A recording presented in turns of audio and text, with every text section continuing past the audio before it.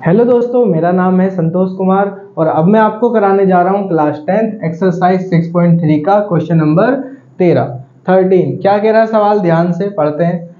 एक त्रिभुज ABC, एक त्रिभुज है ABC, इसकी भुजा BC पर एक बिंदु D इस प्रकार स्थित है कि एंगल ADC बराबर है एंगल यानी कोण BSC। दर्शाइए कि यानी सिद्ध कीजिए कि CA² बराबर CB डॉट डॉट मतलब गुणा होता है CD है। ओके, सवाल करने से पहले बता दूं, सवाल में कोई डायग्राम नहीं है। डायग्राम अपना माइंड खुद चलाना है और बनाना है। बहुत आसान है। एक त्रिभुज ABC बोला है, ABC बना दो।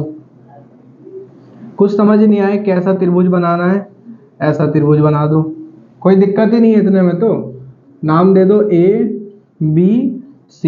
एक त्रिभुज ABC बना दिया। अब बोला है इसकी भुजा BC, भुजा BC कहाँ है, देखो BC ये भुजा है, साइड है। इस पर एक बिंदु D इस प्रकार स्थित है कि ADC, D मतलब बीच में कोण बन रहा है, और BAC ये दोनों बराबर है यानी A पे कोण बन रहा है।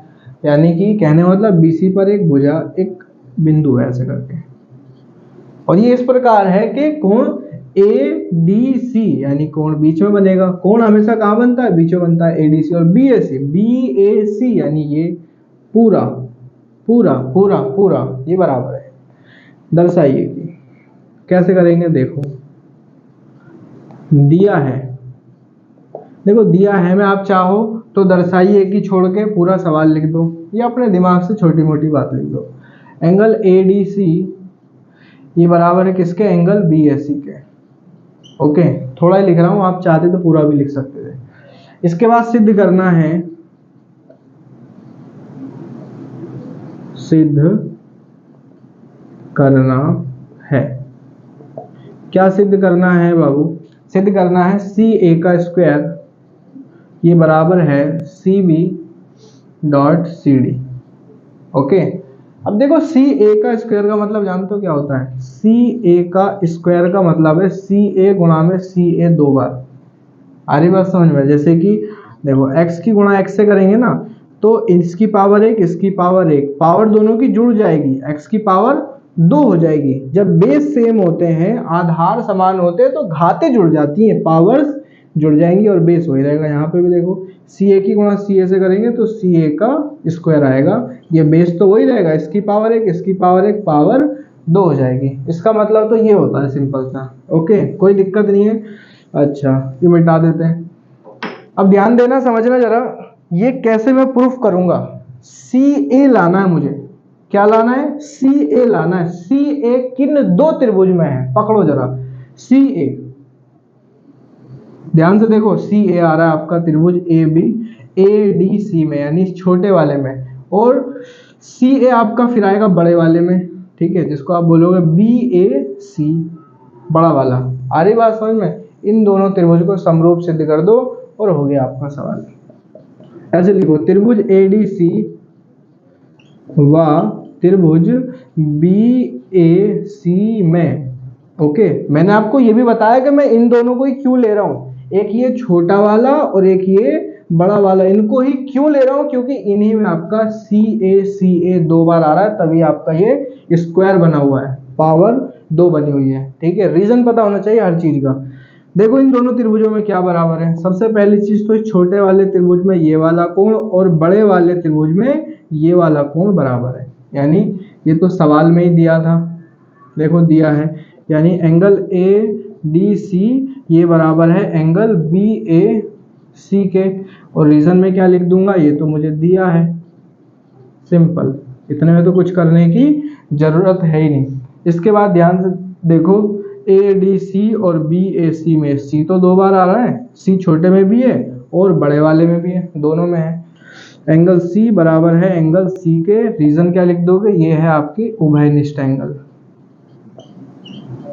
उभयनिष्ठ कोण लिख दो, कोई दिक्कत नहीं है। ठीक है, कॉमन एंगल, बस हो गया। 2 एंगल दिखा दिए।